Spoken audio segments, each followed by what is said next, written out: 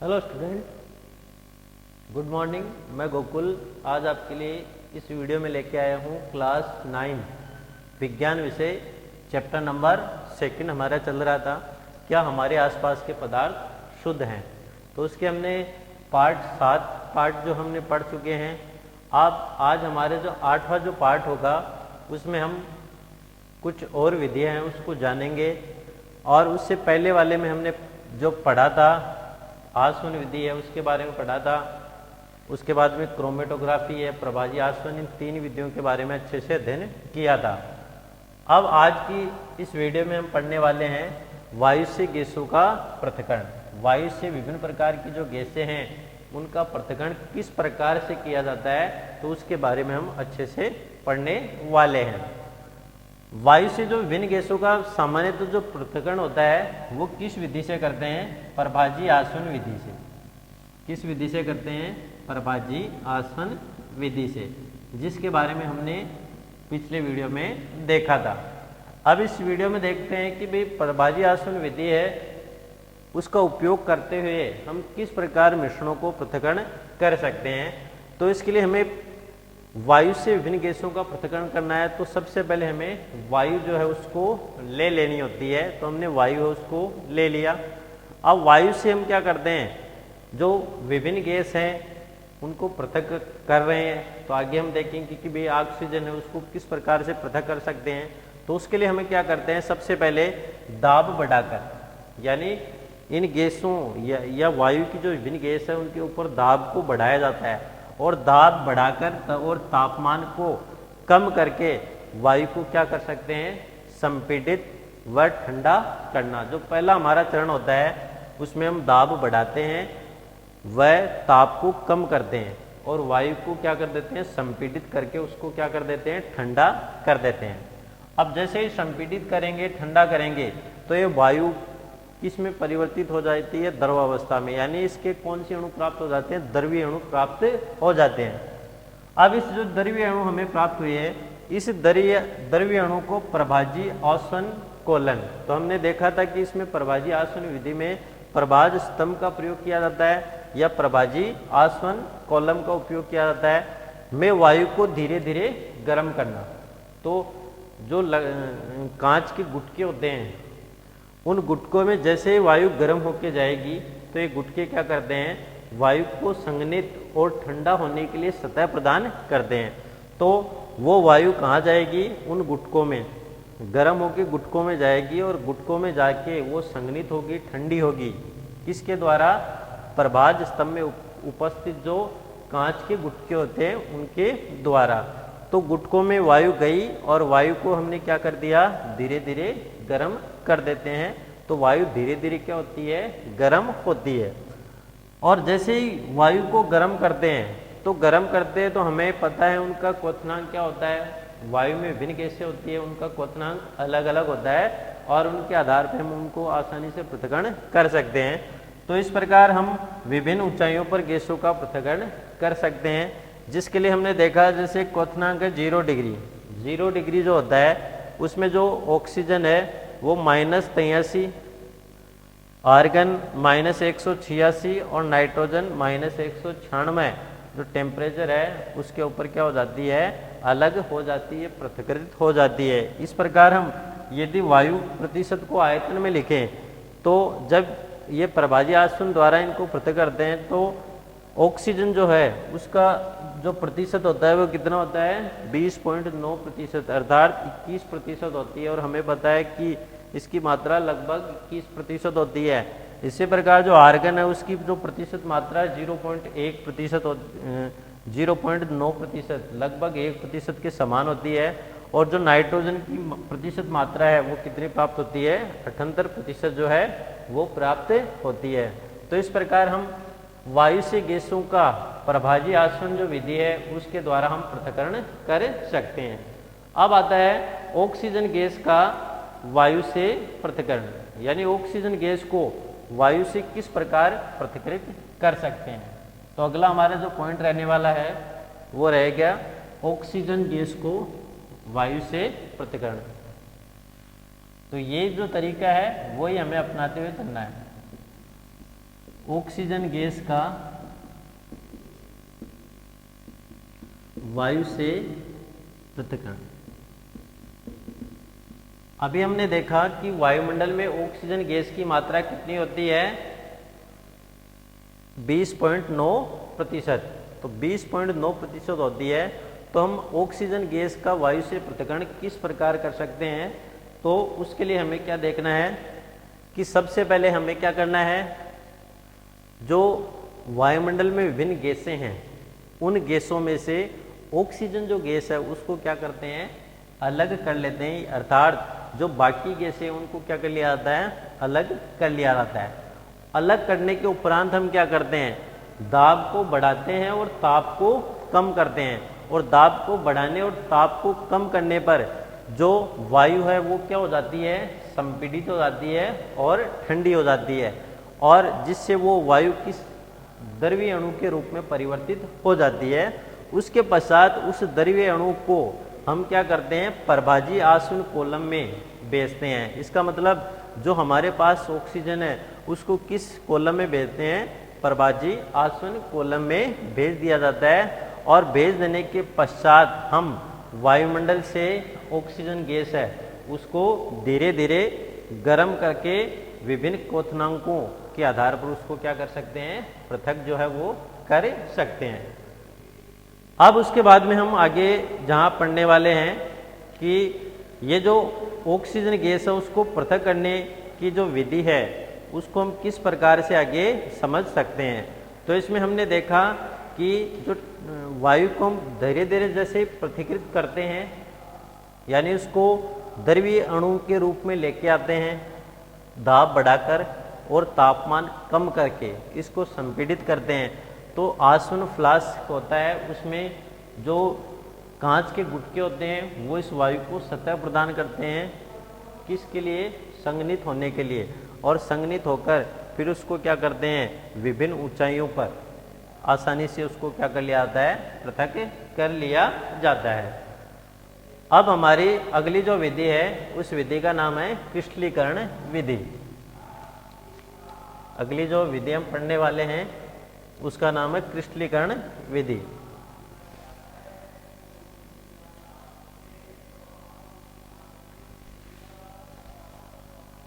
क्रिस्टलीकरण विधि। क्रिस्टलीकरण जो विधि है, इस विधि का उपयोग सामान्यतः किन पदार्थों को पृथक्करण करने के लिए कर सकते हैं, ठोस पदार्थों को शुद्धिकरण करने के लिए। ठोस पदार्थों के शुद्धिकरण में इसका यूज करते हैं। ठोस पदार्थों के शुद्धिकरण में इसका क्या कर दिया जाता है, उपयोग किया जाता है। क्रिस्टलीकरण विधि का उपयोग किया जाता है।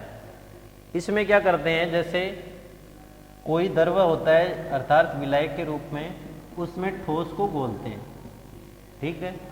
अब ठोस को हमने घोल लिया तो उसको एकदम गाढ़ा संतृप्त विलयन बनाते हैं, गाढ़ा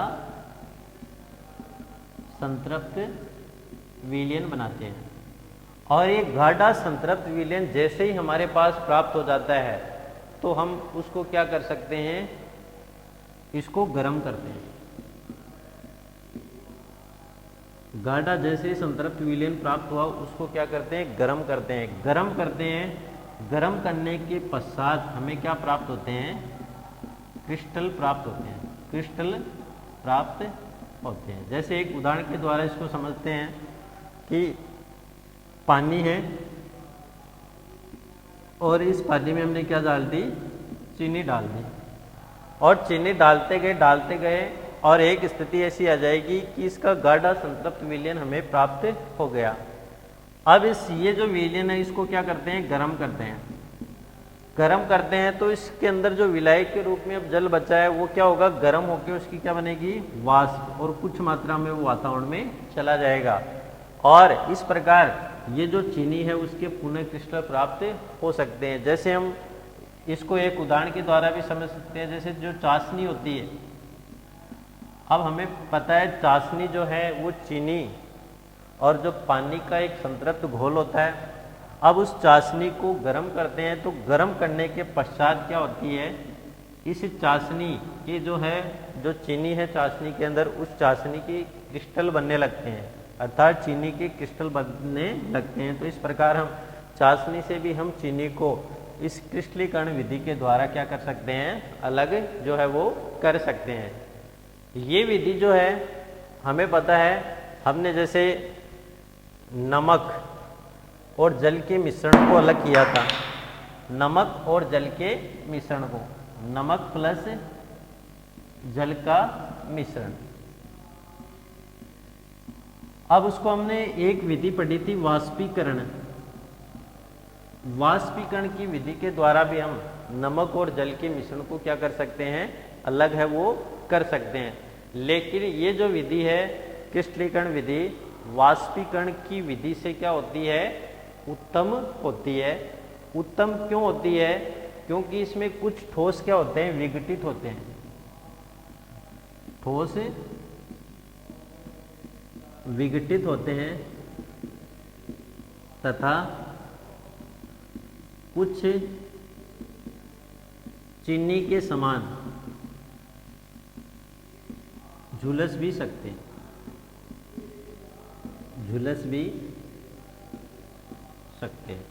तो क्वेश्चन आता है कि जो क्रिस्टलीकरण विधि है वो वाष्पीकरण विधि से उत्तम होती है। क्यों होती है, क्योंकि जो हमें पता है कि जो वाष्पीकरण की विधि है उसमें कुछ ठोस विघटित हो जाते हैं, टूट जाते हैं, और कुछ क्या होते हैं, चीनी के समान झुलस भी सकते हैं।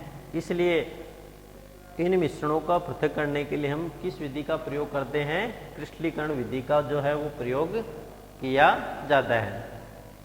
अब आता है अगला जो पॉइंट है, किसी अशुद्ध नमूने से शुद्ध कॉपर सल्फेट कैसे प्राप्त कर सकते हैं। अगला जो पॉइंट रहने वाला है, किसी अशुद्ध नमूने से शुद्ध कॉपर सल्फेट प्राप्त करने की विधि। अशुद्ध नमूने से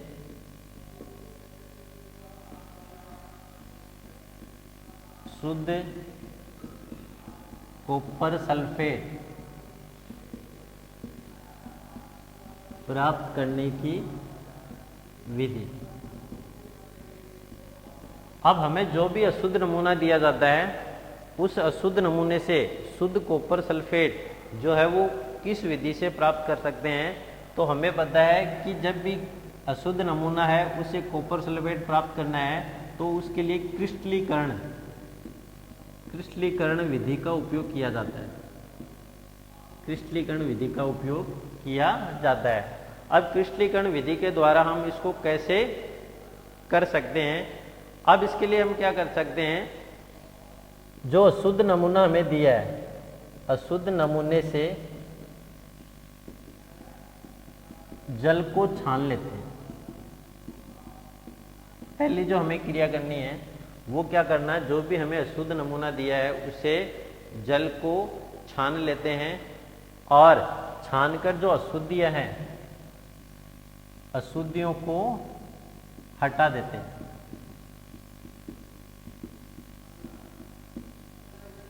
सबसे पहले अशुद्ध नमूने में जो जल है उसको छानते हैं, और छानकर जो भी अशुद्धियां हैं उनको क्या कर लेते हैं, हटा लेते हैं। उसके पश्चात जैसे इस घोल को गर्म करके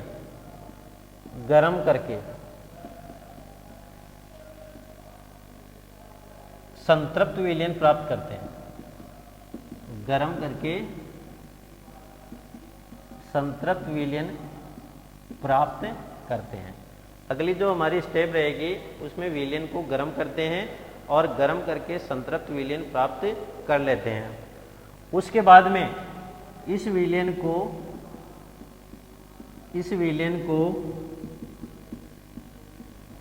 कमरे के ताप पर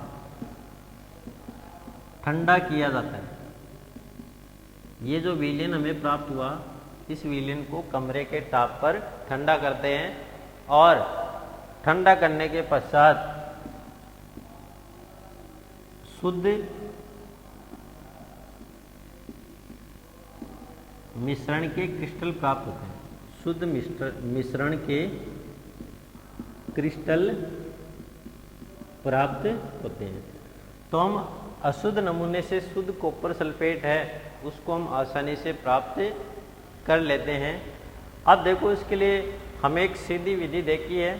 अब हमें एक कॉपर सल्फेट का उदाहरण लेते हुए चलना है। कॉपर सल्फेट CuSO4 जिसको हम 5H2O, ये जो है इसको हम सामान्यतः नीला तोता भी कहते हैं। अब इसको शुद्ध क्रिस्टल कैसे प्राप्त कर सकते हैं, तो उसके लिए हम क्या करते हैं, जैसे जल लेते हैं और उस जल में क्या घोल लेते हैं, कॉपर सल्फेट को घोल लिया जाता है। अब हमने जल के अंदर कॉपर सल्फेट है उसको घोला और घोलने के पश्चात हम क्या करते हैं, इस जल को क्या करते हैं, छानते हैं। छानने से जो जल की अशुद्धियाँ होती है, खासकर उन अशुद्धियों को क्या कर लेते हैं, अलग कर लेते हैं, हटा लेते हैं। और उन अशुद्धियों को अलग करके इस विलयन को क्या किया जाता है, गर्म किया जाता है। अशुद्धियों को हटाकर इस विलयन को गर्म करते हैं और गर्म करने के पश्चात हमें संतृप्त विलयन प्राप्त हो जाता है। और इस संतृप्त विलयन को कमरे के ताप पर ठंडा किया जाता है। और जैसे ये कॉपर सल्फेट का संतृप्त विलयन कमरे के ताप पर ठंडा होता है, तो उसके पश्चात जब ये ठंडा हो जाता है तो हमें शुद्ध मिश्रण के क्रिस्टल प्राप्त होते हैं, अर्थात कॉपर सल्फेट के क्रिस्टल प्राप्त होते हैं, जो कि क्या होते हैं, शुद्ध होते हैं। उसके बाद में हम देखेंगे क्रिस्टलीकरण के उपयोग। क्रिस्टलीकरण के उपयोग, तो अगला इसमें हम देखने वाले हैं क्रिस्टलीकरण के उपयोग।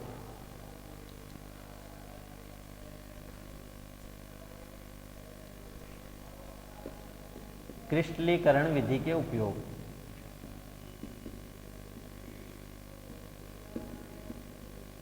इस विधि का उपयोग कहाँ किया जाता है उसके बारे में हम जानेंगे।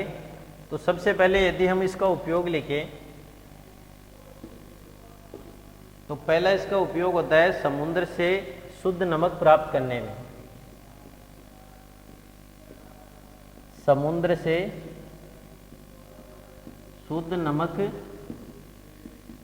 प्राप्त करने में सामान्यतः इस विधि का उपयोग किया जाता है। सेकंड जो आता है इसका उपयोग फिटकरी के शुद्ध नमूने से, फिटकरी के अशुद्ध नमूने से शुद्ध फिटकरी को प्राप्त करना, शुद्ध फिटकरी को प्राप्त करना। तो इस प्रकार हम क्रिस्टलीकरण विधि जो है उसका आसानी से उपयोग देख सकते हैं, जिसमें समुद्र से शुद्ध नमक को प्राप्त किया जा सकता है और जो फिटकरी है उसके अशुद्ध नमूने से शुद्ध फिटकरी जो है वो आसानी से प्राप्त कर लेते हैं। तो इस प्रकार आज के वीडियो में हमने क्रिस्टलीकरण जो विधि है उसके बारे में अच्छे से जाना और उसके साथ हमने ये भी पढ़ा कि वायु जो है उससे विभिन्न प्रकार की गैसों का जो मिश्रण है वो किस प्रकार से अलग कर लिया जाता है। और हमने ये भी पढ़ा कि जो वायु है उससे ऑक्सीजन जो गैस है उसको कैसे अलग या पृथक कर सकते हैं।